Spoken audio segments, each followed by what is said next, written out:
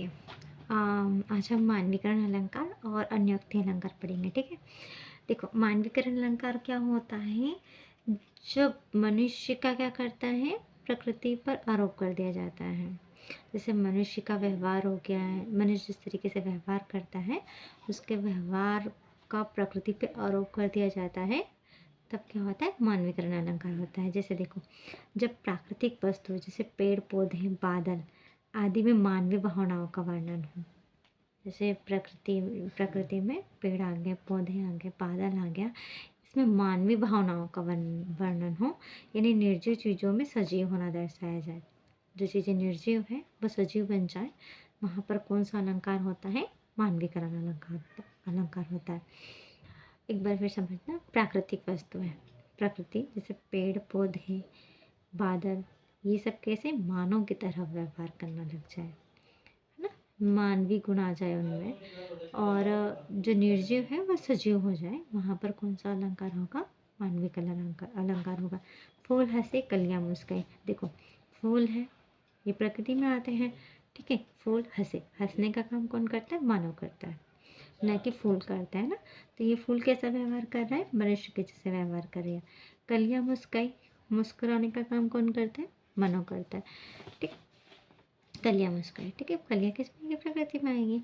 अब क्या है, मेघ आए बड़े बन ठन के संवर के, मेघ आए बड़े बन ठन के संवर के, बनना ठनना संवरना का काम कौन करता है, मनुष्य करता है।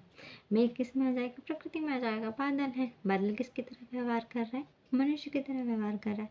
जहाँ पर प्रकृति जैसे पेड़ पौधे बादल में मतलब मनुष्य की तरह व्यवहार करने लग जाए, उसमें मानवीय गुण आ जाए, वहाँ पर कौन सा अलंकार होता है, मानवीकरण अलंकार होता है। देखो, हे वसुंधरा बिखेर देती मोती सबके सोने पर, रवि बटोर लेता है उसको सदा सवेरा होने पर।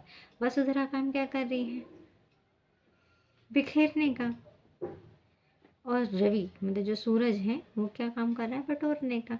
मतलब रवि भी प्रकृति में आता है, वसुंधरा भी प्रकृति में आती है, ठीक है। ये क्या कर रहे हैं, मनुष्य की तरह व्यवहार कर रहे हैं, एक बिखेरने का कर रहा है और एक बटोरने का कर रहा है ना, मानवीकरण अलंकार होता है। समझ में आया, जब प्राकृतिक वस्तु है जैसे पेड़ पौधे बादल किसकी तरह व्यवहार करने लगते हैं, मनुष्य की तरह व्यवहार करने में, उसमें मानवीय गुण आ जाता है, उसे क्या कहते हैं, मानवीकरण अलंकार कहते हैं, ठीक है। अन्योक्ति अलंकार, इस पर लिखा है, अन्योक्ति शब्द अन्य प्लस उक्ति से मिलकर बना है, ठीक है, जिसका शाब्दिक अर्थ है अप्रत्यक्ष कथन, ठीक है। अन्योक्ति शब्द दो शब्दों से मिलकर बना है, अन्य प्लस उक्ति से मिलकर बना है, जिसका शाब्दिक अर्थ क्या होता है, अप्रत्यक्ष कथन, मतलब किसी भी बात को प्रत्यक्ष कह के नहीं, अप्रत्यक्ष रूप से प्रस्तुत किया जाता है। जैसे जब काव्य की पंक्तियों में किसी बात को सीधा न कहते हुए किसी अन्य को माध्यम बनाकर कहा जाता है, उसे अन्योक्ति अलंकार कहते हैं, ठीक। मतलब क्या होता है, अन्योक्ति शब्द का शाब्दिक अर्थ क्या होता है, अप्रत्यक्ष कथन। कोई भी बात हम कह रहे हैं उसको हम प्रत्यक्ष नहीं कह रहे हैं, मतलब डायरेक्ट नहीं कह रहे हैं, इनडायरेक्ट कहने का प्रयत्न कर रहे हैं, वहाँ पर कौन सा अलंकार होगा, अन्योक्ति अलंकार होता है। एक तरीके से हम सोच सकते हैं ताना मारना, जब हम किसी को ताना मारते हैं तो हम उसको डायरेक्ट नहीं बोलते हैं, इनडायरेक्ट बोलने की कोशिश करते हैं, है ना।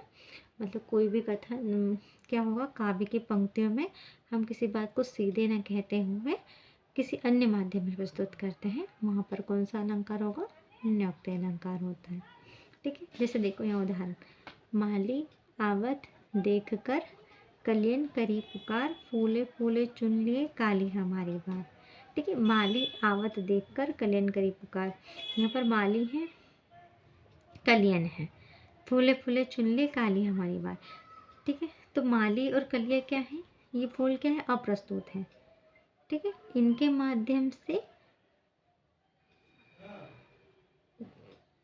मतलब इनके माध्यम से एक बात कही जा रही है। जैसे देखो, माली है, कलिया है और फूल है, माली आवत, माली किसका प्रतीक होता है, मृत्यु का, ठीक है। माली कलिया और फूल अप्रस्तुत है, जिनके द्वारा प्रस्तुत काल जीवन और मृत्यु का बोध करवाते हैं,